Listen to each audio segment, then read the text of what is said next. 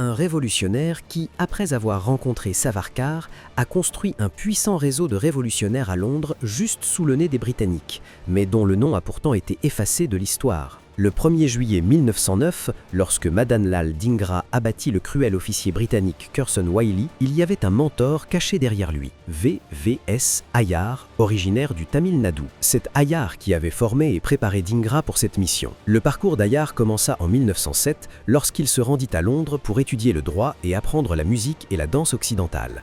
Mais tout changea lorsqu'il rencontra Veer Savarkar à l'India House. À partir de ce moment, sa vie prit une direction totalement différente. Inspiré par Savarkar, Ayar commença à participer aux réunions de révolutionnaires à l'India House. Très vite, son intelligence et ses qualités de leadership firent de lui un élément clé du réseau révolutionnaire à Londres.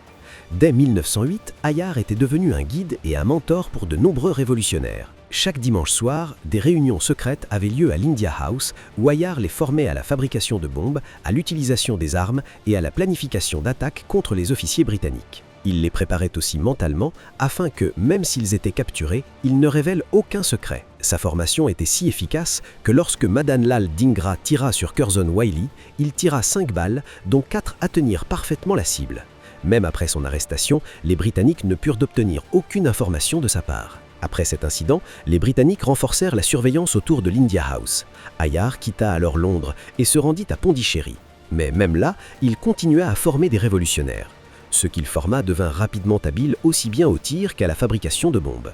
Ainsi, Ayar ne se contenta pas de construire un solide réseau de révolutionnaires formés, mais il leur enseigna aussi l'importance de la discipline et du silence. Grâce à cela, de nombreux révolutionnaires échappèrent à la capture des Britanniques et la lutte pour l'indépendance devint plus forte.